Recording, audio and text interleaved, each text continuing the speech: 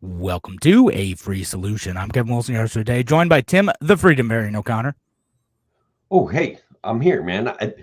I'm prepared last minute, getting ready to be like the host that everybody expects me to be. And guys, I'm going to warn you right now. I don't think I can do it tonight. But Oh man, Tim, tonight's our night to shine, right? we have some guests. We Get have possible guests. guest. Almost certainly, Almost we have some guests. Right? Yeah, sure.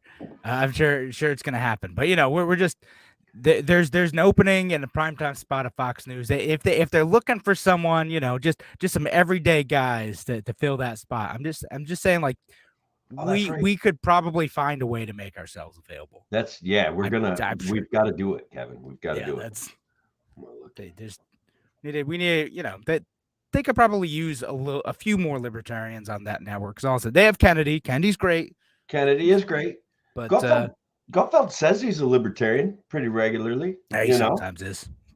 Yeah, he look, we'll cover it in the show. Yeah, he's this thing about Tucker's pretty exciting.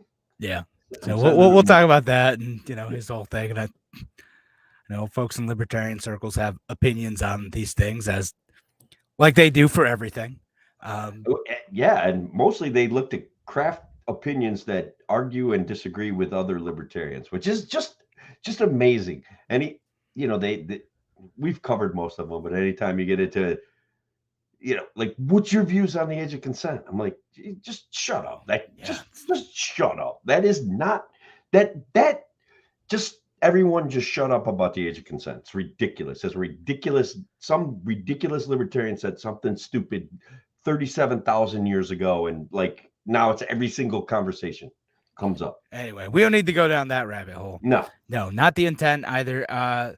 So we're going to talk about that. We're going to talk about New York State floating the idea, not proposing, just floating the idea of maybe we should ban all cigarettes. Just a trial balloon. They used to call those things trial balloons back in the day.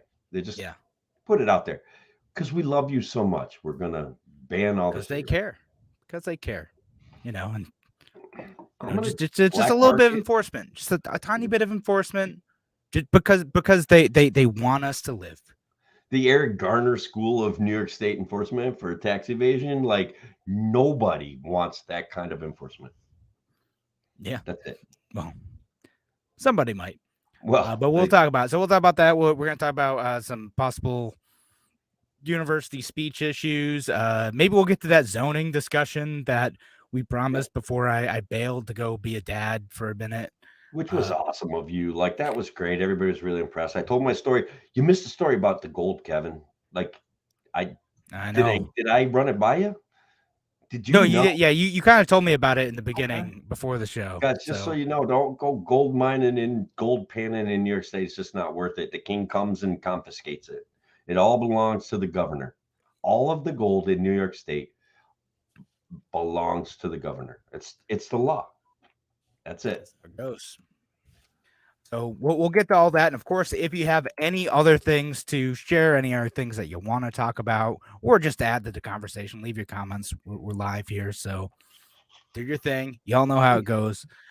So we're going to get started in just a second. And after I silence my phone, so the chirps don't end up in the radio broadcast, starting in 3, 2. Now, an hour of clarity for exhausted people of our nation mired in toxic partisanship. Left versus right, us versus them. While we pay to keep our politicians fighting, how do we, the people, rise up and solve the great challenges of our time? We do it by embracing freedom and liberty. There may be no such thing as a free lunch, but this hour is as close as it gets. Welcome to A Free Solution. All right, welcome to A Free Solution. I'm Kevin Wilson, your host today, joined by Tim, the Freedom Variant O'Connor. I'm here. I have a new nickname. I'm going to call myself PT Bigglesworth. Bigglesworth. PT Bigglesworth, the Freedom Variant, Roads of Freedom, O'Connor. It just really rolls off the tongue there, like just so smooth, like a great brand name that's gonna fit on a business card for sure. Perfect. Yeah, it's gonna be great. Um, so we got a bunch of folks, a bunch of topics to talk about today, folks. Thank you if you're joining us here on WYSL on the Thursday evening broadcast, or if you're listening live on Tuesday evening, Free Solution Facebook page, Free Solution YouTube channel, the Kevin Wilson pages, the Tim O'Connor pages, wherever you're listening today. So glad that you're here. And so we'll talk about the Tucker Carlson stuff a little bit. Maybe Sure. Don Lemon. I don't know. I don't care about Don Lemon. But Don Lemon is so bad. Like, look, I'm not even a huge fan of Tucker, but like, I don't know what's going on. I have I don't even have any working theories. But guys, for the radio show and for our viewers out there online, I'm gonna make something up. You know that. Make something up. Oh yeah, it's the absolutely. Best kind of show. And so we'll talk about that. We'll talk about the governor maybe floating the idea of banning cigarettes altogether. Talk about some university speech issues. Maybe we're gonna have a discussion about zoning. So you're gonna want to tune in for that. If you're just like, yeah, I'm just jazzed for a discussion around like zoning, like stay tuned. Oof. We're here to deliver that for all of you zoning. Out there. Guys, we're gonna make it sexy and interesting and libertarian, because I'm going to tell you some things about zoning that's just going to make your ears burn. Yeah, I mean, there's definitely a certain type of libertarian who's like, yes, yeah, no, zoning, let's go. I'm ready for it. Let's start it now. No, y'all going to have to wait.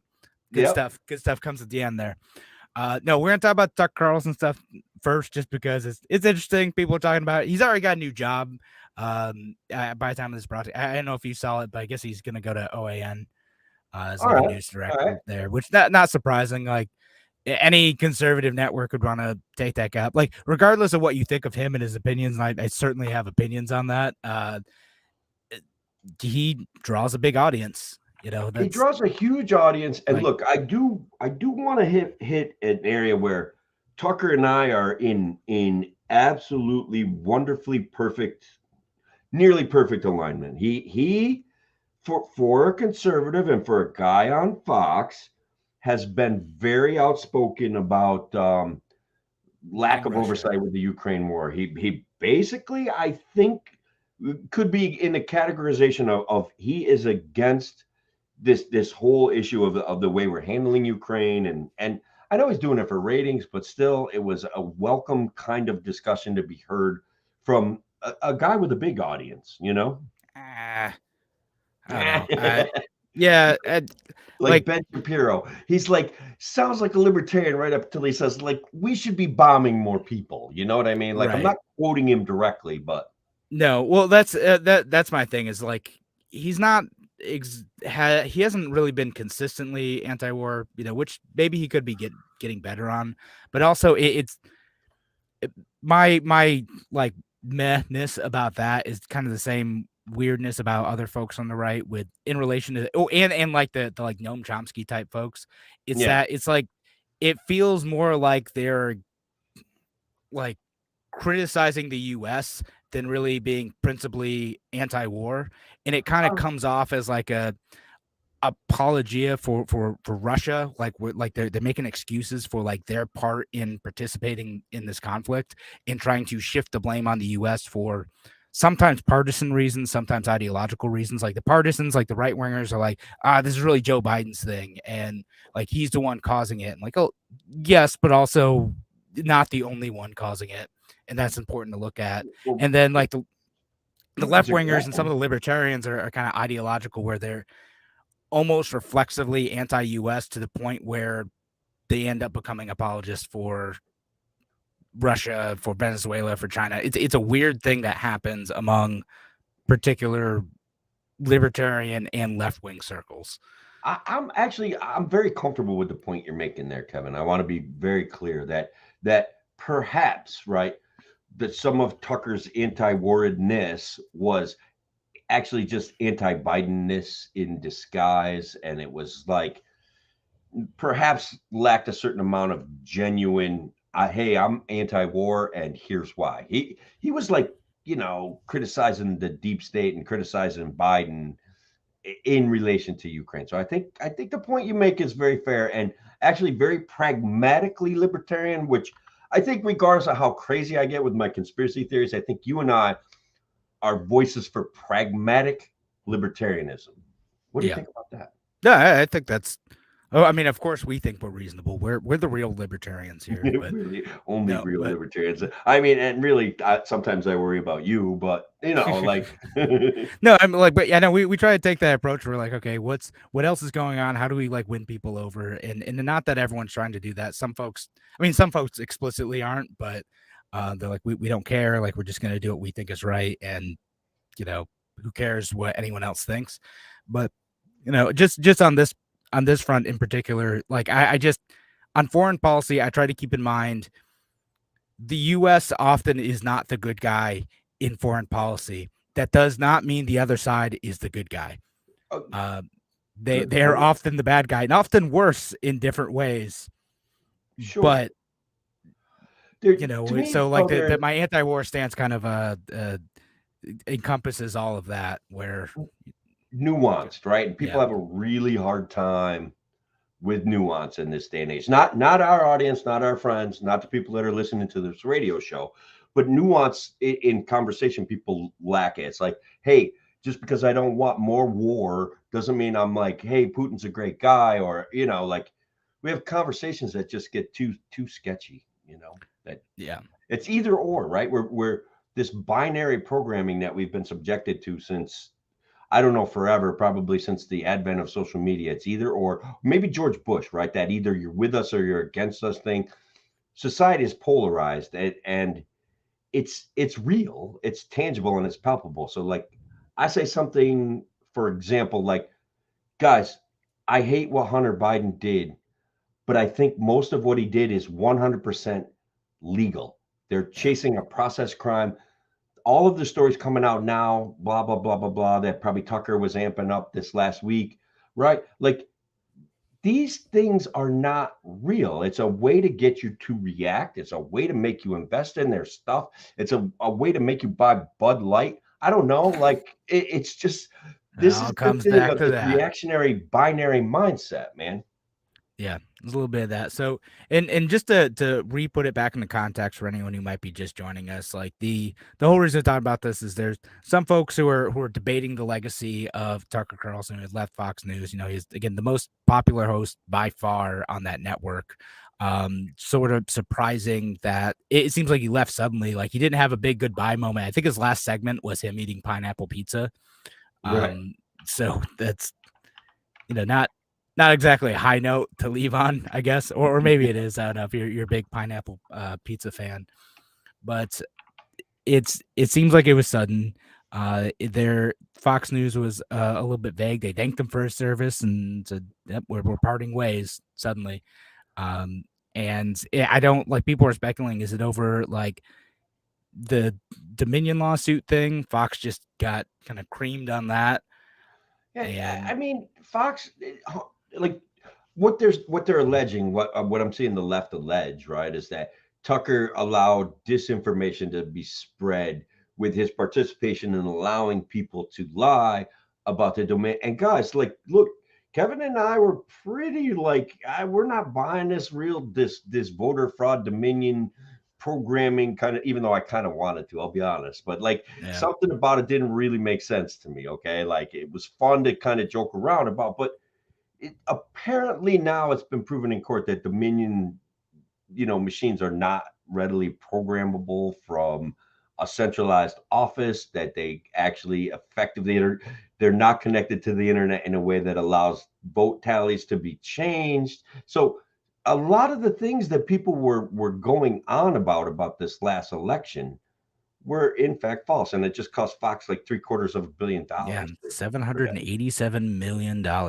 Woo, man, Yeah, that's a I big price mean, tag. and yeah, in Tucker Carlson's role, to his like he kind of questioned like Sidney Powell was on the show, or what he was talking about Sidney Powell and kind of Right. denounced, um, The Kraken, right? And yeah, it just because like it's like AKA, some of this ain't really adding up. Like you're gonna need to do a bit better type of stuff, right? But it also would imply that maybe there is some truth to it, even though he had private messages where he's like, I don't really think there's anything to this. So it's kind of one of those things. And this is something like every every host, but especially if you're at a position like he is, faces pressure to try to cater to what your audience wants rather Correct. than like say what some of the hard truths are. And it's tempting like everywhere, right? Like we'll do Yeah. we ever pull punches on the show? We try not to, and I used to get phone calls when I wouldn't all the time, but it's a pressure that you face, like no matter what.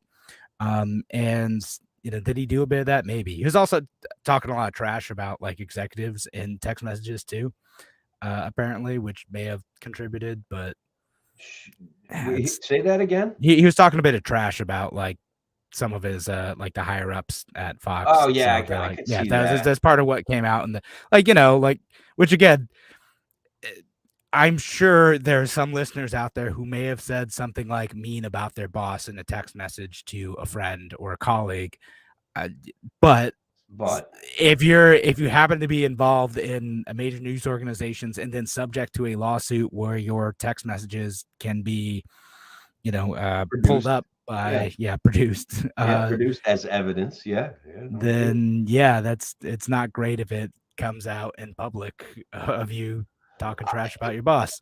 I think that Tucker, although not the worst one of them, is a like news media has long and regularly actually participated in hyperbole, conjecture, fear mongering, and ego stroking. Okay. Now they do it in subtle ways, which was why I made a joke about saying almost certainly Tucker Carlson is going to be on our show tonight. And the reality of it is that I didn't lie. I said almost certainly. And now, guys, he is not scheduled till the last segment. So like let's hang in there. All right. Like let's not give up on this possibility. But the point I'm trying to make is that they do this deliberately to get into your id and manipulate you into watching their show and buying their products. And guys, I don't know, probably all of our audience has been through this training about false advertising and stuff like that. Like, but I don't know. Like, I wonder, has that been lost on everybody? Yeah, that's part of it, right? Like, just know, like, whatever like news you're consuming, they're trying to often get you to be emotional about some sort of like topic, right? In one direction or another, and because they recognize that the emotions related to a policy issue can be more powerful than any particular facts associated with it, right? Again, this is not exclusive to Fox. It is a thing savvy folks across the political spectrum do, except for the libertarians who just like shout nerdy facts at folks, and it doesn't work for some reason. I'm telling you, it's like, look, honestly, Fox isn't even, like CNN does it, MSNBC does it. Like, it goes back to where they wrote that law where they made it legal to put propaganda on the news, and it's been propaganda ever since, basically. Well, that's like the Voice of America stuff, right? Like you hear about, it used to be illegal to have that stuff in the US. And now it's legal. And look at these jokers. All they do is spread propaganda all day long. Yeah, well, I mean, like they don't even have to like do it in any like malicious way. Like you think of like what ends up happening quite often, depending on who's in power and how that organization feels about who's in power, is like, are they just repeating whatever the government statement is about that issue, right? And some of it comes down to like laziness. And I'll talk about this in relation to like local reporting sometimes, where it'll be like, hey, your news story literally just reprinted what the police said to you. And it was worth questioning whether or not what the police said is truthful or manipulative, where it'll say something like young woman shot. Okay, who shot the young woman? Why are you using passive voice? You dig into it a bit. It was a police officer who accidentally shot a person who was not involved in the crime scene. They had, were trying to shoot someone else and hit someone. I'm making up a vague example, but when you start to see it, when you start to notice it, there's stuff like that all the time. And on the local level, that's often what it looks like. Yeah. And we Sam on YouTube says reliable sources close to the matter have said, dude, this one, like, especially during the Trump administration, just absolutely bonkers stuff. Like, this is an anonymous source said, like, okay, but like, thanks. Who?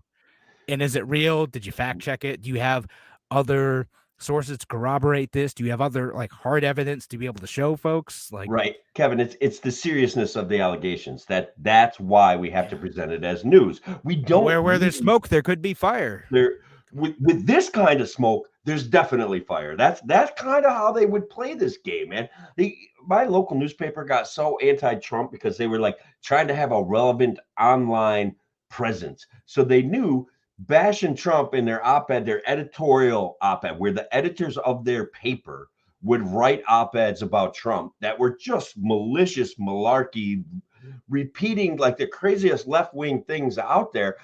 And they'd get like 100 responses, and then they'd post something about like, congratulations to the Skinevus girls soccer team for winning, and they'd get 0 responses. So they made bank off of like. Well, that's what it is. Like, I mean, the thing is, making people mad generates a lot of engagement. Like again, the major news networks know this. The Foxes, the CNNs, the MSNBCs. I remember Austin Peterson, who's a guy who ran for president as a libertarian a while back. I liked him. I like him. And he ran this news, or might still run a Libertarian Republic, which is it was like a libertarian like news page. And he straight up admitted, he's like, look, when I do positive stories about like libertarians or Gary Johnson or like anything, no one clicks it, no one shares it, no one engages with it. If I trash Gary Johnson in an article, it does millions of views. Like it's I wish I could. I'd have to go look for the post of it, but like he talked about it. He's like, look, the stuff that makes you mad works. He's actually I think he's a radio host now. He's a radio host Michigan or something like that. Missouri, but right. Yeah. So he's out there doing his thing. He's got like a morning show out there, but yeah. And I see his content occasionally. I don't think it's all like that, but like he did note, he's like, it's kind of gross, but like that's what it is. If you do stuff to make people mad, if you make it clickbaity, then it's more likely to get people to comment and to share and to engage. And the Facebook and social media algorithms, like they've kind of changed it a little bit, but they still are to some extent geared towards doing that, towards you're more likely to comment and share if you're mad about something. And that's honestly, like, guys, I think that's one of the things that I've been battling for the last 15 years, 10 years, trying to explain to people that the mainstream media is getting their thumb on your psyche and pushing that button. And that's all that they're doing. They're trying to compete with the internet. They're trying to compete with the OANs and the One American News. Oh wait, that is one Newsmax. Like, and they know that they're a dinosaur, that they're dying, right? So they gotta have jokers and clowns and propaganda stories and the Rachel Maddows of the world. And guys, look, I hate Sean Hannity. I gotta be honest with you. I used to like him when I was younger, but like, that dude is telling the same story every single day, 365 days a week. He stays on brand. What I mean, man. He's consistent in his goal, although not necessarily his ideology.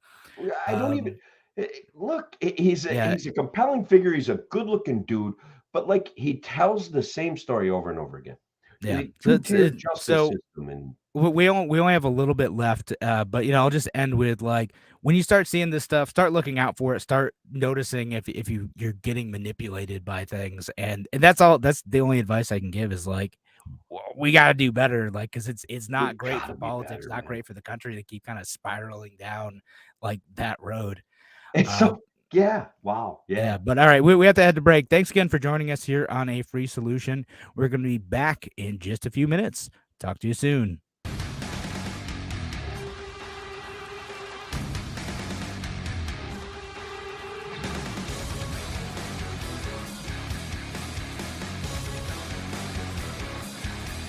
All right. Yeah. That's one of the songs that, Tim, you're probably not listening to the radio version, but Keep 'Em in the Cage is what it's called. That's often my first segment transition song because it has a nice, like, groove, bumper nice music. To it. That's nice. So, but Anyway, no, we didn't talk about Don Lemon. We didn't talk about BuzzFeed shutting down. BuzzFeed shut down?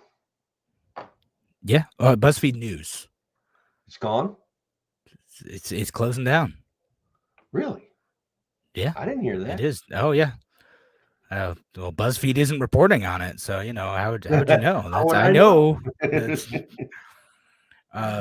I know?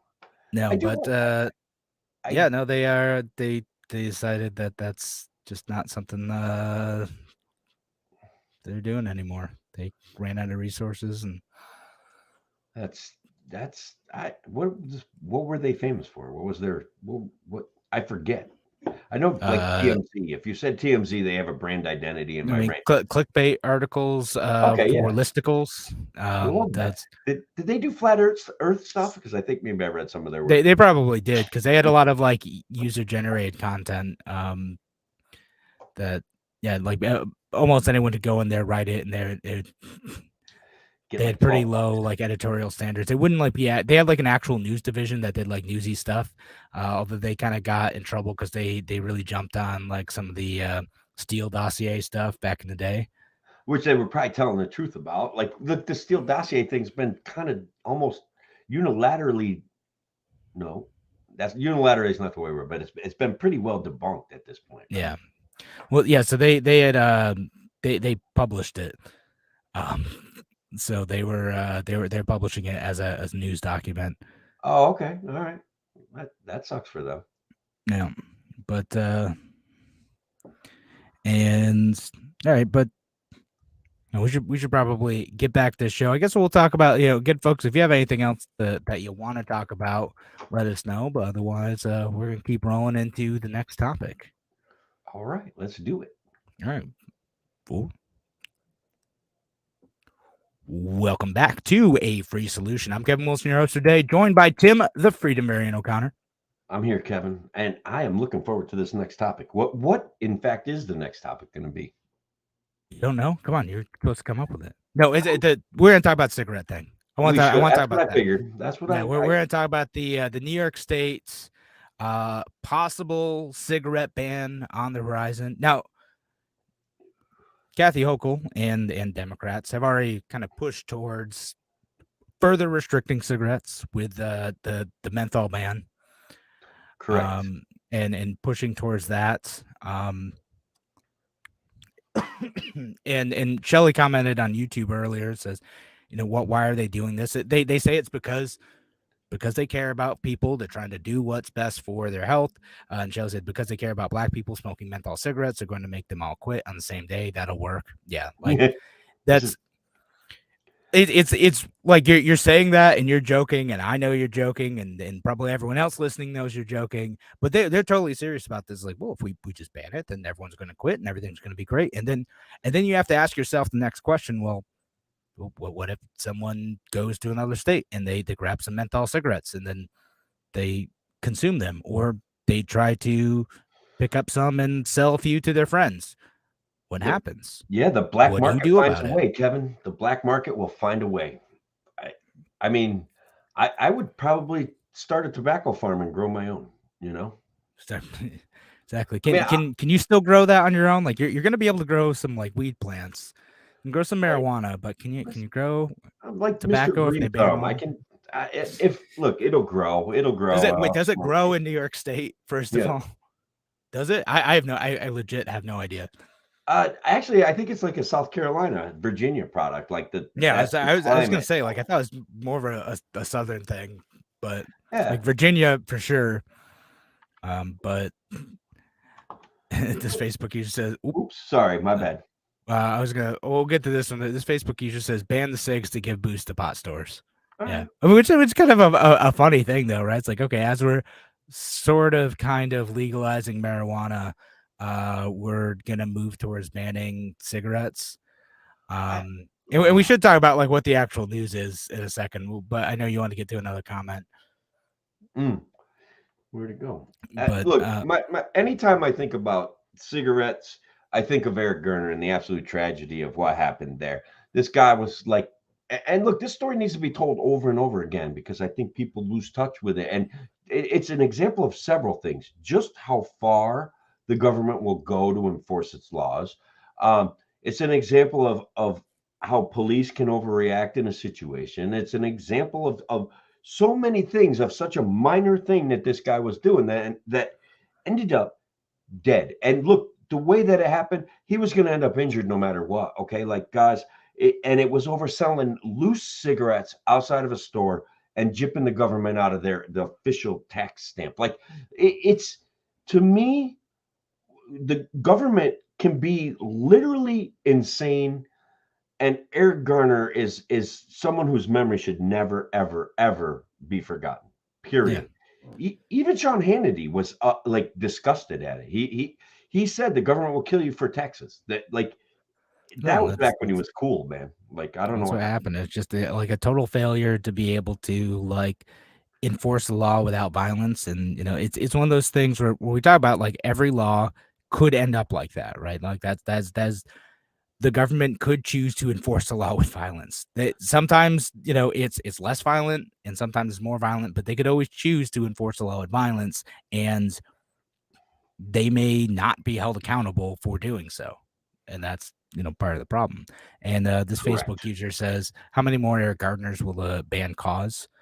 And yeah. And here's what actually happened. So it's not like a solid proposal that's out there. What happened is the director, the state health department's Bureau of Tobacco Control, distributed a poll to local legislators, community leaders, and other folks that would ask questions like, what's your opinion on policy that would end the sale of all tobacco products in New York within 10 years? And what's your opinion about policy that would ban the sale of all tobacco products to those born after a certain date?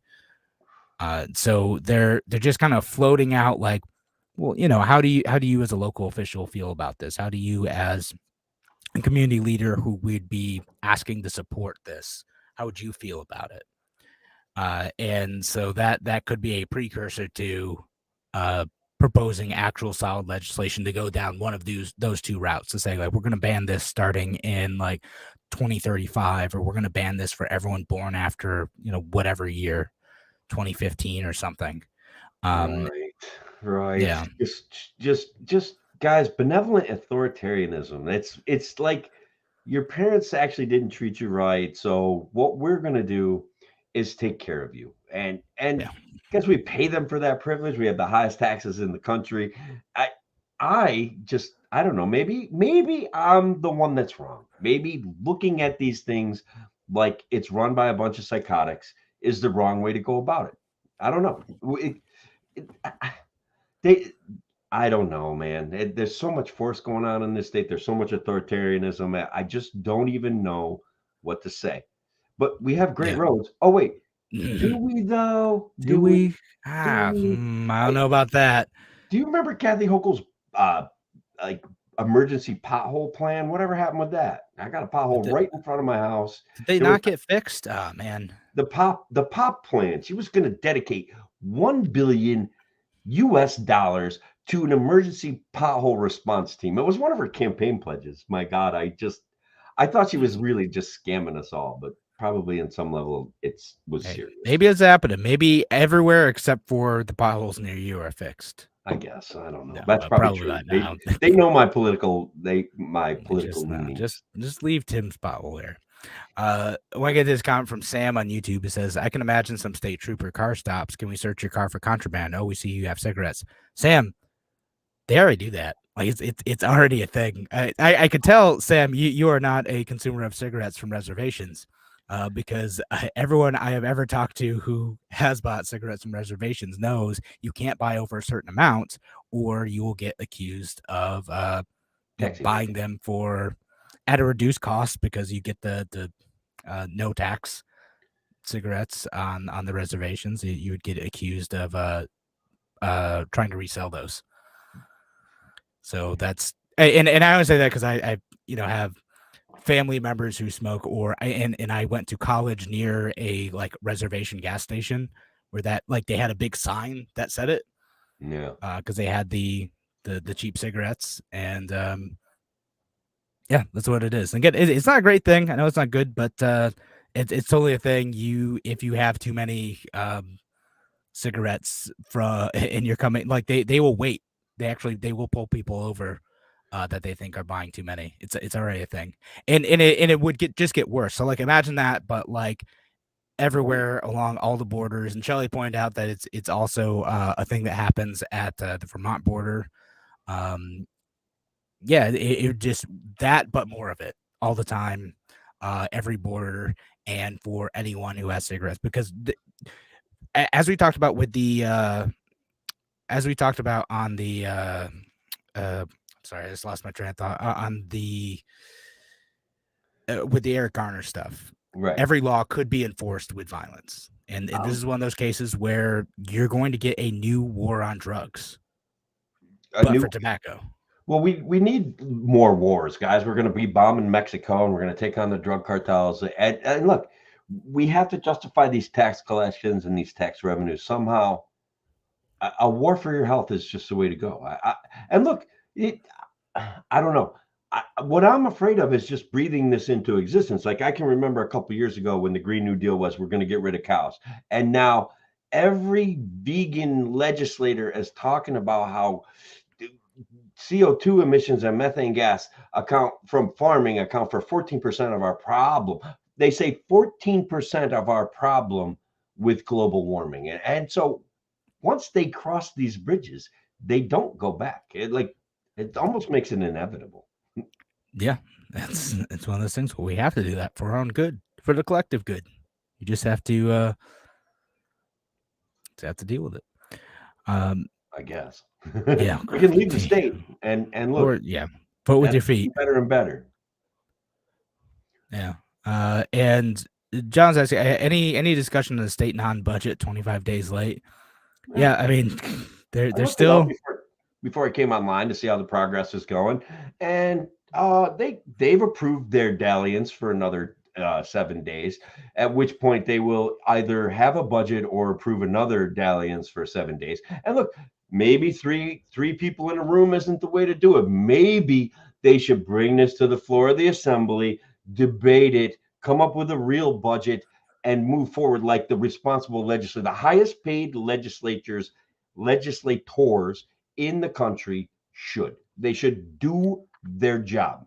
And you can actually participate in parliamentary procedure and set rules of debate and set timelines and limits and get stuff. Wow, that's bonkers, Tim. I'm insane. This is why you'll never be able to run for state office, Tim, because like that sort of crazy talk like just can't happen.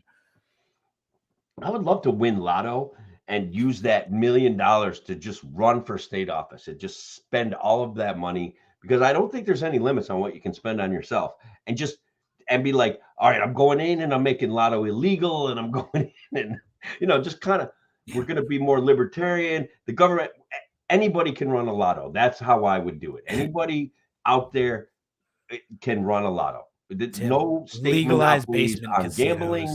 Yeah, no state monopolies on gambling, no state monopolies on tax collection. Anybody can collect taxes. Anybody can run a lotto, and anybody can run a school. That's it. That's all right. That's Tim's. Tim's platform. Yeah, gambling and no education regulations. Gambling goes back in the hands of the mob. That they paid better. They were. You're not even spinning it right. Like you just got to say it's back in the hands of the people. That's what I meant. Yeah, it's like the community should be responsible for gambling. Sure. That's what I meant. Oh. Yeah, exactly. That's what winning platform, Tim. It's gonna be great. I don't see how I could lose, Kevin, to be honest with you. Yeah, no, I mean if you have that lotto money, like for yourself to be able to promote your campaign, it's I've been told by many election reform conscious folks that if you have enough money you can buy an election, and so like why not us? Yeah, a state senate seat costs $200,000, and if you don't have a great competitor, you could probably buy it for 65. There you go. That's all it takes. I mean, the consultant class of the Republican Party says, look, if you don't have, whoever has the most money is going to be our candidate. That's how we pick them. That's just the way it is. We don't care about your bona fides. We care about the cash you can give us for us to hire other consultants and hand out advertising, door to door, and that kind of thing. Yeah, all that stuff. It does work. I mean, it does help. Although I was mostly joking. Unfortunately, even if you have a ton of money, being rich and weird is still a liability in trying to win an election. Which I think would be a liability for me. I don't know. I mean, I'm not popular. I've done some Yeah. good things in my life. No, I like mean, you could be fine. I'm just saying money alone doesn't necessarily get you there. Like for instance, we had a DA race in this area where like the Democrat ended up not getting a bunch of money directly, but a bunch of like third part or like outside money supporting her candidacy. And it was like George Soros money, like legit, like not a conspiracy. Like it was like George Soros like spent a bunch of money on the DA race here, trying to get a criminal justice reform candidate elected and spent a bunch of money on that, way more than what the Republicans spent. And she still lost. Like the incumbent DA, Sandra Dorley won. So like it's just money alone does not carry you to the winning spot. Okay, true. But you brought up another interesting point, and I don't know how much time we've got, but I want to kind of hammer this home. 1 minute. Oh, okay. Well, people actually pretend that George Soros money isn't buying reformative justice DAs all over the country. And to me, that's amazing. Like the left will that it double isn't down. doing so. Yeah, no, we'll maybe we could talk about that during the break because that is like a strange discussion that happens around that guy in particular. It gets bonkers really quick, but like it happened here in Monroe County where his organization donated a bunch of money to try to influence that race, and like immediately the discussion went off the rails. I love it. And yeah, last comment before we go: if being rich and weird is liability, it didn't affect Trump or Biden. Bingo. You just got to be the right kind of weird. I'm saying, I'm not saying it ruins you. I'm saying it just doesn't necessarily get you there. Like you got to have something else, and Trump certainly has something else. He has a certain level of charisma, good or bad, that motivates people to want to support him. Biden, he certainly has experience. He's well experienced. Yeah, that's right. And he certainly wasn't Trump. That's what he has. Track record. Impressive. Yeah, I mean, if you add enough to your track record, like eventually you can find something impressive in there, right? That's how that works. All right, now we got to go to break though. Thanks again for joining us here on A Free Solution. We'll be back in just a few minutes. Talk to you soon. All right, yeah, break time. Oh, but let's talk about George Soros thing because it is such a it's such a bizarre, like, so what ended up happening in this race, and this is something that happens all the time. Like George Soros is like, he is a magnet for a lot of like conspiracy. He is a magnet for a lot of like bonkers stuff, right? Like that goes beyond like who he is and what he does and the good and bad of what he does, right? Sure. So like we'll just set that aside. That is a thing that exists, right? He did spend a bunch of money to try to influence many local DA's races, including one here in Rochester. And the incumbent candidate criticized like the other campaign and like the stuff going on. Like, hey, you have a bunch of like outside money trying to influence this local campaign.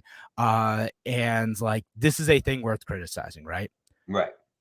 But like you can only win because you're getting a bunch of this like money from like this guy who is controversial. And immediately people jumped on her like, oh, she's being anti-Semitic.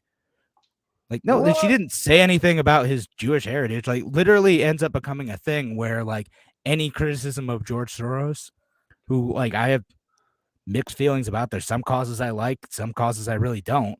Candidates I really don't. Right. But like any criticism of him is immediately anti-Semitic because all she said was like, hey, you're having all this outside money influencing our campaign, which is true. It is accurate to have said that. And like it became a whole thing, and it becomes a whole thing. Like it became a thing with like Ron DeSantis said something about that. Like you could see it also like I think it was something similar, right? Like because it was related to Manhattan DA and who had been also supported by George. So it's like a same situation. All sorts of left wing people were like, that's anti-Semitic, and it's like, I mean, Wait like, a minute. if like the Koch brothers were Jewish, would like any criticism of them spending money on races to try to influence elections also be anti-Semitic? No, of course not. And No. would people try to make that case? Maybe, Oh, right? Like, 'cause probably, yeah. this is the political theater that we live in now, like, let's come up with the most hate-filled kind of way to detract what you said, which was a perfectly reasonable statement, and turn it into something completely bizarre and label you a bad guy. Yeah. And so, yeah, I mean, that's just like a goofy aspect of politics. Something that drives me nuts about, like, because I said the same thing. I was like, literally, like, in the DA race, like, what did her campaign say that was like actually anti-Semitic? Like, well, if you don't know the conspiracies about George Soros, I'm like, no, I'm aware. People say crazy stuff about him, but like, Right. it doesn't automatically make any criticism of the guy like that thing any more than like whatever thing you want to attach to the Koch brothers. It's like the mirror image of both of them. Like, it's just like that's the right wing rich boogeyman, and the Koch brothers were, that they're not both alive anymore, but they were the left's boogeyman. Now they got Trump for everything, but Right. Trump's I just mean, how the they catch-all. But like, or they'll just like vaguely blame capitalists nowadays, or Jeff Bezos, or Elon Musk. I guess Elon here, Musk is the evil rich guy now, the but evil he's rich- not. here, let me do this to you. Like, oh, so Kevin, I didn't know you were a Trump supporter. Like, you just said some things vaguely recognizing a behavior pattern in society, and now everybody's going to call you a Trump supporter. I think is how it's going to go. Probably. Yeah, great. I mean, Which, I guys, get.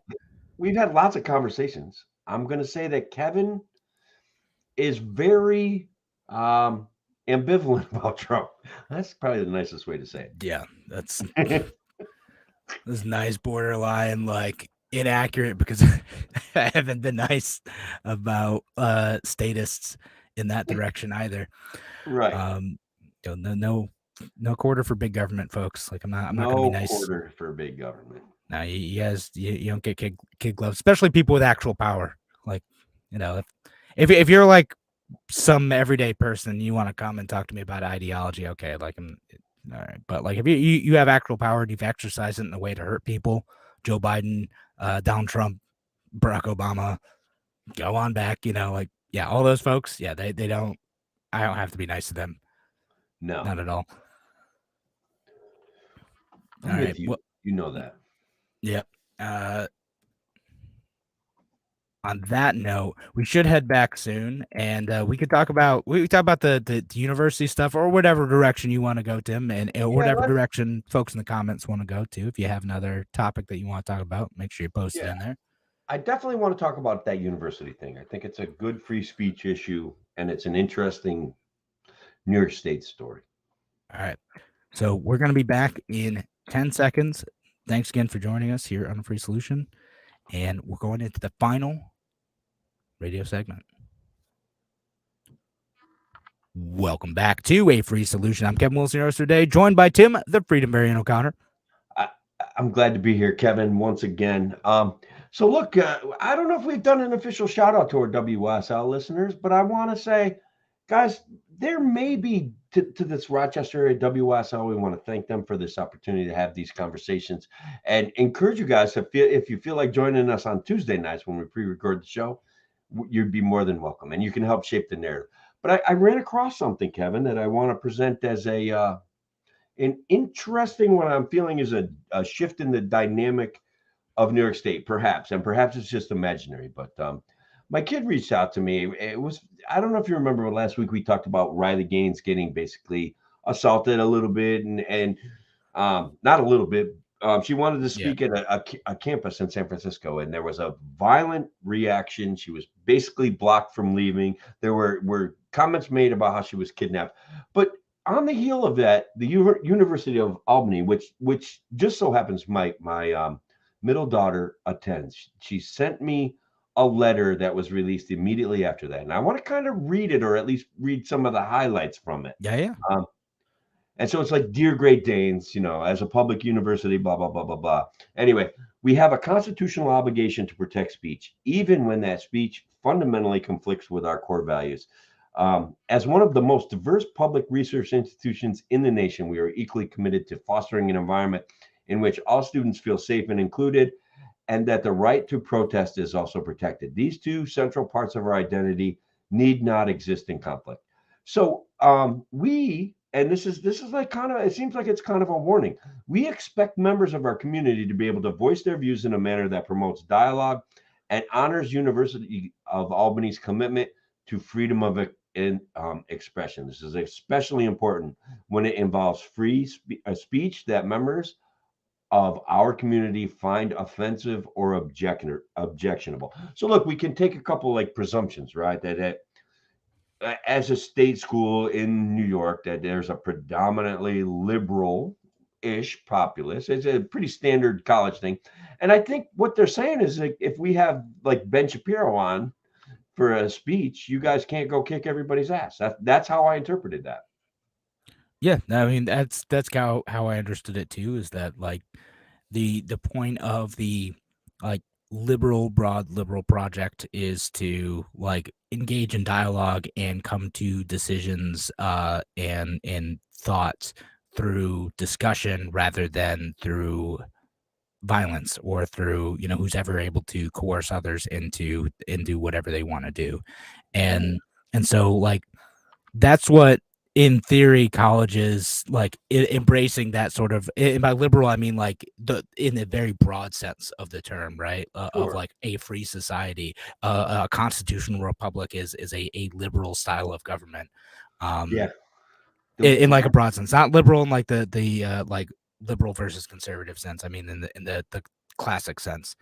In the classic sense of the word, liberal makes a lot of sense, right? Yeah, like Hayekian sense, right? Yeah. So yeah, like that, and that's something like you're starting to see a little bit more pushback from some universities on where like they've recognized that like the heckler's veto is no way to like try to engage the students and get them to be thoughtful and critical. And even if you agree with far left views, you don't always get to exercise that power outside of a campus environment. On a campus environment, Right. if you're a private university, if you're a public university, you definitely cannot do that because you have to follow the rules of the First Amendment. You have to abide by free speech rules, which Yeah. maybe they're doing it because of that on the SUNY campus. Maybe they're not, Right. but they do have to do that.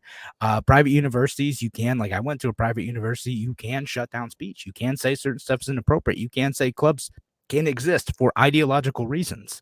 Like Yeah. it is a thing that they can do. But maybe even the people on the left end of the spectrum who might not like the, Ben Shapiro's of the world, or even like more radical speakers on the right, maybe you don't want to shut that down. You want to find better ways to engage with that and convince your students that through engaging them through conversation that type of view isn't something you want to agree with. And Yeah. again, there's plenty of stories out there to show like when that happens, when you do get these events shut down, when you do get stuff that just like doesn't end up happening. I think one happened at like at Buffalo recently. I'm trying to remember who it was who was supposed to speak there. They definitely chased somebody off of campus, and I can't remember either. They Yeah. canceled ahead of time, right? Yeah. was Like I mean, someone who said I like only vaguely remember someone who said something kind of nasty about like trans people. And Okay. and so like yeah, the campus is like, yeah, we're just gonna shut it down. And you end up creating these situations where they no longer like people become alienated and isolated. And I get like, yeah, I don't want to interact with like bad people who might say like awful stuff, like truly awful stuff, not just stuff I disagree with, but like I don't think certain people are people type of stuff, right? Right. So, but you're going to run into those types of folks in the real world. Like you need to learn how to engage with that effectively. And Yeah. like making the excuse like, oh, we don't want to platform them. Okay, like but people want to do that, and you can go and shut them down through argument, and that is the way we have to do it in a free society. If you Yeah. cave to the pressure of like, we're just going to shut this down through violence, we're going to shut this down through force, that can be turned against you. When you start accepting that culture of being against free speech is acceptable and then start implementing it in policy beyond the walls of a private college campus, it's going to be dangerous and it will be turned against you. And in fact, it already is in many senses. Like the Republicans, the Chris Rufos of the world have decided like, well, if they're going to do it, we're going to do it too. They're doing it in Florida. They're trying to shut down curriculums that they don't like. They're doing it in Texas. They're trying to ban books that they don't like. They did it in Utah. The toxic poison of governmental power. To add another paragraph from this University of Albany thing, or two actually, there's two that I want to read. All recognized student organizations are entitled to reserve space on campus, invite guest speakers, and host their events without interference. Similarly, outside organizations are entitled by law to come to our campus and use our designated public forum. Um, I think there's a pretty strong sentiment behind that statement saying, look, there's a reality to what we have. If you have our forum, our university is a public university, and we have a contractual obligation with the public to provide opportunities for free speech. And I just thought it was an interesting way to put it. To be clear, the fact that the law requires the university to protect speech doesn't mean that UAlbany endorses the speaker's worldview. We know who we are and what makes this place special. We are a community that thrives on the diversity of its people, faiths, and ideas. We unequivocally reject all forms of hate and bias and are committed to fostering a culture in which everyone is and feels welcome every single day. And I thought that was like, honestly, it gave me a little bit of hope. And I'd run across an article, Kevin, not that long ago, where they were like, no, the policy of the university, the public university system in New York State does not exclude hiring conservative professors. Like the new chancellor, and I can't remember his name, and I couldn't find the article ahead of the show. And look, that's the thing, that if we can't have rational, reasonable conversations with each other, that's where the world ends, guys. That's where we go to violence. That's where things fall apart. That's where we fight for meager scraps of power from our government. We pick a side, and we think we get to align with the boot. Like if the boot's red, we put on red boots. And really, guys, the boot's still on all of our necks. And so the only way to fix it in any way, shape, or form is to be better. That's it. Period. Yeah. End of my rant for tonight. Well, no, I'll have more. No, and more rants. No, that's what it is. And I think that's a good note to end the discussion on. Unless you have more here. Yeah.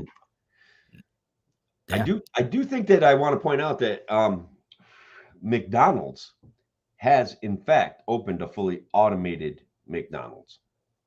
And They did. They did. And look, guys, I'm telling you, Kevin and I have predicted this. We've talked about this in the past. And I was going to try to do it as fake news, but I don't even know how to do it as fake news, right? They legit have a McDonald's where there's like two guys in the kitchen and that's it. Then they're doing is feeding robot machines that make the burgers and then load them on a conveyor belt. Even the bags get loaded by some sort of robot arm, and you pick up your bag and you leave and you pay at a kiosk. And look, it's inevitable. And people are like, what about the minimum wage? And what about this? And, good jobs for everybody. And I'm like, this is not a bad thing. What everybody is mad about when it comes to the minimum wage is the fact that the Fed and the US government has been stealing from us incrementally and slowly and punishing savers and rewarding, people that want to waste their money and borrow money. And that's our reality. Inflation. That's all what all the incentives are, right? Like don't save your money. Don't. I mean, and even if you're an adult working a minimum wage job in order to try to sustain yourself, because of the cutoffs of subsidies, if you qualify for them, and sometimes if you're working minimum wage, you sometimes do. The incentive is to not get ahead because you will lose tens of thousands of dollars in benefits. Is the welfare cliff? It's a thing. And inevitably, as you continue to raise the minimum wage, though, it makes it harder for restaurants who are trying to sell a product that people are willing to pay a certain price for. So McDonald's being thing, how much are you really willing to pay for a Big Mac, or how much are you really willing to pay for like any of their products? And is that enough to pay for the cost of their workers? And if there ends up being a mismatch there, you end up having higher labor costs than what you're able to sell your product for. You're going to have to find a way to automate, or you're going to shut down. Either way, those workers, because you've set a floor for wages, are going to lose. They're going to lose their jobs. And it'll probably start with like some marginal workers, right? Like with the teenagers, right? I don't know like how easy it is for teenagers to get a job with like minimum wage anymore. Like whenever it goes up, like it's just those are the marginal workers. You're not gonna because it's expensive, you don't want to take the risk on someone who's going to not be a good worker. And it's a lot, not all teenagers, but a lot of teenagers aren't, because they haven't learned how to work yet. They haven't learned how to interact in that sort of environment. So you're taking a risk. Yeah, the real minimum wage is zero. That's right. It. Exactly. That's the reality of where we're at. And so it's I get that we want people to make a good living, but a good living is not from an entry level job. And automation, guys, like, I don't know. Did you ever get to read that book by Frederick Pohl? The No, I got the that on name my is list. escaping it. The name of it's escaping, but it's basically where everything becomes inverse through robotics, where poor people are the ones that get food stamps and consumption stamps, but they're obligated to consume, and rich people could choose to consume or not to consume. And it was just a very interesting turnabout on where we're at in society. Strange, but I don't know. It's going to be interesting though. Like, we're going to see more of those like automated fast food restaurants and other stuff. It's going to be a thing, because if you force the labor cost to rise, those workers on the edge, they're going to go away. And you can be mad about that all you want, but unless you're going to force people into like make work programs, which gosh, honestly, we have, like, or institute, a universal basic income. Those workers are going to end up in a tough situation, just because you've now distorted the market sufficiently where the only way you can be profitable is to make a big capital investment in automation. That's what who was actually a proponent of a universal basic income, and this is probably going to surprise and offend a lot of people, but Milton Friedman was not averse to a form of a universal basic income. You're talking about like negative income tax, right? Correct. Yeah, that was his thing. You want to explain that in a minute and a half or less? No, I don't actually. No, because all right. But yeah, fine. Part of a long story, right? Like, because it's complicated in that society can get so productive that if we don't allow the government to steal from us and throw all of our stuff into the ocean and blow up people in other countries, we may be so wealthy that we won't know what to do with all the money. And we haven't gotten there because of the war machine and everything else. Yeah, so it's kind of like that. Yeah, that's my take on it. Quite achieved that. No, that's worth, like, you're right, like a whole actual segment on, like, maybe we'll do like an evergreen show one time where we cover like big economic concepts like that, and cool. we'll just talk about like negative income tax and how that works, and a few other things. But on that note, we are starting to run out of time, so we are going to have to head out. I think we might continue this discussion. Maybe we'll actually do the zoning discussion briefly in the extra segment of the show. Let's do it. Bonus segment. So thank you, WYSL audience, for joining us. Thank you for listening today. For our online audience, we're going to keep going. And if you are listening on WYSL and you're missing out on this conversation, make sure you follow us. Free Solution Facebook, Free Solution YouTube, the Kevin Wilson pages, the Tim O'Connor pages. Follow us. You can get this whole discussion, or make sure you find our podcast, look for a Free Solution. Thanks again for joining us. Have a good night, WYSL audience. Talk to you in a few minutes. Online audience, take care. I said few minutes, like few seconds, guys. Just a few seconds. We're not going to leave you guys hanging. No, I mean, you guys want to see while Kevin kind of starts vamping on zoning. I'm going to go introduce you to PT Bigglesworth. I'll start the zoning conversation. I promised a TikTok dance, but honestly, I can't do that. But I can introduce everyone to PT Bigglesworth. I'll be right back. I'm imagining there's like a costume involved now. That's great. No, now, of course, Tim's gonna miss my introduction on zoning, but what I want to talk about related to zoning is, and I'll have to re-ask this question for folks, but I want to hear you in the comments what you think.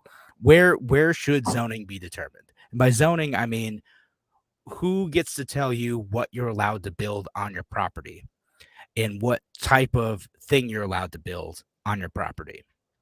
And there are some things about zoning that kind of make sense, like not having in high impact industrial manufacturing in a neighborhood setting. I sort of get that. But other stuff, like, should you be able to build an in-law suite Maybe not, or maybe you should be able to do that. And then who determines that? Should that be your town? Should it be your county? Should it be the state of New York? And to me, I'm actually fine with the state of New York saying it, and I want to talk to Tim about why. Well, my one of the things that before I morph into my PT Bagelsworth thing, the things that I want to say about zoning is that zoning has been oversold as a way to make communities nicer. What makes communities nicer is people, okay? And when zoning stands in the way of having people in your community making money, guess what, guys? Like zoning is a problem. So there's the Right. Guys, if you want to check out some people with alternative views on zoning, check out the Carolina Residents for No Zoning. And that's a New York State group. And they're pushing for no zoning in their small town because Nice. they know that zoning limits opportunity for people. Like when you legislate the ability to have a small mechanic in your neighborhood, all you did was hurt yourself, right? So Yeah. your kid doesn't learn a valuable skill. You don't get your car fixed for cheap cash money, and look, you don't get to keep an eye on the mess the guy makes. Like there's a lot of benefits to being less zoned. Now you could always, like, if you want to make big money and you want to like have a nice house, and you can enter into a homeowners agreement with a bunch of other homeowners in the whole HOA private community gated community thing. So those options are available to you. But zoning hurts your neighbor's ability to make a living, to enjoy Yeah. their life, to rent a room, Or to build a little addition on for mom, like use that, property how you want. Yeah, it's yeah. And so New York State, they want to be in charge of zoning. They failed pretty miserably. I guess the one of their budget items where they were going to build thousands of affordable affordable. rental units um, got got smashed because of Yeah. local Yeah. pushback. Yeah. No, and I'll read these comments. I'll kind of defend why I actually think zoning should kind of happen at the state level. Sam says zoning should be considered at the property owner level. No clue why my town or even my neighbors should have a say about gardens in the front yard, how high of a fence, or what color I use. Yeah. And then Alice says, think we should be able to put on your property what you want. Yeah. And generally, I agree with that, right? Like, Yeah, generally, I agree. It should be mostly individuals being able to determine what they want, with some limited exceptions. I'd kind of introduce that. Like, I get why, like, if someone opened a loud, noisy, messy factory right next to me, like, why that might like not work. Now, I also have a distillery opening, like, no kidding, like a quarter mile from me. That's gonna be great. I'm excited about that. That's good. a cool thing. Um, because I live like right by like a former industrial area that's bringing some stuff back. So it's going to be a combination of like production facility and also like tasting room thing. So it could be a cool thing. Um, Now, so why am I defending the state zoning thing? Well, the reason why is like there's all these like patchwork local zoning laws where you end up with a small concentrated group of people, oftentimes folks who can materially benefit from not changing things. So sometimes like homeowners or commercial property owners who are able to charge more because you've introduced an artificial scarcity into the market, because the government is restricting anyone from building anything anywhere. In the city, it's wild. Like, you almost legally cannot build a single family home anywhere without getting some sort of variance. Like, it's very, very difficult. So you have to go and ask, the zoning board appeals to like get a special exemption to the rules, because there's no like way to just go and say, okay, this fits the rules, I'm going to go in and just build this thing, right? Like, So you let can't me know. let me So it ends up jump adding a in. bunch of money to building anything. What were you saying? Well, a question comes to mind. It's like, how is centralizing the zoning authority to New York State going to correct that situation? So the reason why is because you have this mess of local zoning laws that often are uh difficult to navigate, different from town to town, expensive to navigate, and really restrictive. The proposal that was going to happen at the state level was going to be less restrictive. It was going to Okay. say that for a lot of places that limit you to single family housing, you now have more options to be able to expand beyond that. So something as simple as like an ADU, like an in-law suite, stuff like that, you're going to be able to build that without having to go through like your town's whole rigmarole of a process. Or it's going to be easier to build like duplexes than it was before. Now, there's some homeowners who don't want that because like they don't like the idea of a duplex or triplex or whatever in their single family neighborhood. They feel like Right. that's going to introduce the riffraff to the neighborhood or whatever. But to me, I fall back on you should be able to do that because it's your property and you get to determine what's best for that property. Yeah, so look, some of this housing crisis in New York State has been brought about by increases in zoning or regulations that were passed through zoning. I mean, even if I was to look at the small town of Milford, which is right near me, they have 5, 6, 7 houses that are basically falling into the ground. They had a school superintendent, one of those authoritarian little psychopaths, who didn't really want to invest in the community, tell everybody that because of Airbnb, there's nothing really available for me to buy in this community, and you guys need to fix this. That's why we don't have kids in the school. And it's like everybody just went for that line, hook, line, and sinker. And so now there's potentially developable properties that people could turn into touristy spots, or people making money could buy them and tear them down, or whatever, but they're just an eyesore. So Yeah. they put a moratorium on turning your property into a Airbnb rental, which happens to be one of the very few profitable industries for and as a side hustle, it's incredibly profitable in our area. When we have farms that have fallen into the ground, when we have former manufacturing facilities gutted, these guys think the most important thing to do is to prevent people from renting out their houses to Airbnb, because the theory is that will force people to bring more children into the village. Yeah. And No. intuitively, to me, it doesn't make any sense. When I put to pen and paper, it literally makes zero sense. And all they're doing is limiting opportunity for people that already live here, that already own property. And it doesn't answer any of the problems. So it's like this imaginary thing that they come up with. Yeah. It loses, I don't know, Right. And just because you say you have good intentions doesn't mean you're going to get the result that like you say is going to happen. And we see that Right. over and over and over again with lots of government policies. Like you can say it's going to bring children and families back to your community, but nope, not if the incentives don't align. Correct. And the incentives don't align. Well, people who have money want a new house. Okay. That's a reality. So we have a fully subscribed development going in, which took years to get through the zoning and the zoning board of appeals, because it was like, based on the rules, a quarter acre shy of the appropriate amount of land to have the number of developments that they wanted. Okay. Right. Years this took. Okay. And so now, no, that's what I'm talking about. That's the problem with like the single family homes in Rochester. Like, just like a little bit of thing. Like it's like, oh, you need like 50 feet here, and you did in this like little thing. Like, okay, but we could still build this. You could just let us build this thing. No, instead, tens of thousands of dollars, like showing new plans and getting the approval of petty little tyrants. And thank you. That's exactly it. Oh my God, it's awful. It's just awful. And this guy's converting like an old broken down hotel with 6.75 acres into duplex style townhouses with plenty of yard space, with plenty of room, and with access to a lake. And so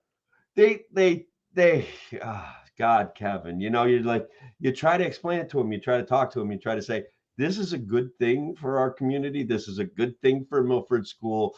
This is a good thing for Oneonta School if the kids end up going to Oneonta. Like, this is a good thing. And people want to point at the rules. And I think there's some like undercurrent of jealousy, right? Like this guy has money, and so they want to prevent him, or he somehow owes them something. no. Or It's funny. Like you'll see this on the left, like, oh, like the developers just want to make a profit. And I'm like, of course they do. That's why they're doing this. Like, sorry, like they're not. Bad thing. Come on, let's go back to our Adam Smith. The baker isn't providing bread out of the goodness of his heart. What's the actual quote? You know this one. Yeah. He's doing it so he he can make a living, right? That's what the developers are doing stuff. I have no problem with developers making money. Like, and some people are like, oh, but like we need it to be affordable, and like they're making too much money off of this. I'm like, if the city would just not subsidize them, if the state would just not subsidize them, that would be great. I would love for them to just go in, know what they can legally build because the rules are clear and simple and make sense, and then they can provide housing to folks and they make money off of it because they have provided a valuable service by building housing that people wanted. Instead, y'all make it way more expensive, and then you try to add affordable housing elements, and then that ends up making it more expensive because they have to revise their plans, and then they have to subsidize the affordable housing by charging more for the other apartments, and then people complain that those are above market rate apartments, and now Rochester has one of the fastest rising rents in the country because people want to live here, but like weirdly enough, but like we can't build anything. Like it's like the authoritarian spiral. Now we just need a strong man to come in and straighten all of these things out, you know. But because rents are rising, we need to freeze them. We need to have rent control in order to fix this problem. Oh my God. Yeah, when people start doing that in Rochester, like I feel like I'm gonna bust a blood vessel in my head. I can't.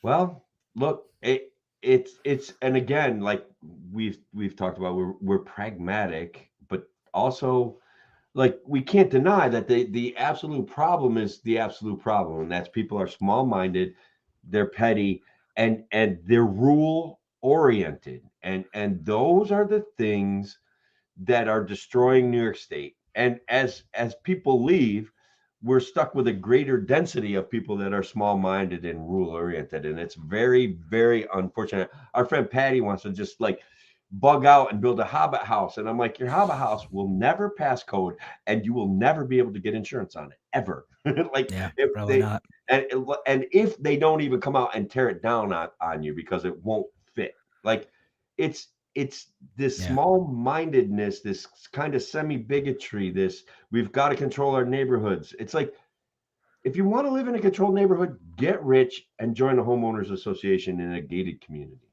If not, be cool and enjoy your neighbors, which I do. Yeah, I do too. You know, it's a great thing, and I like to see my neighborhood get more vibrant and have more stuff happening and have more businesses opening because I people for that. Yeah, I need exactly. You know, and I want businesses to go in. I don't like it. I've talked about like, you know, the mechanic who had trouble opening a shop in the neighborhood, and finally, like after years, he eventually gave up, and someone else is trying to develop that property, which still hasn't turned into anything yet, but might eventually.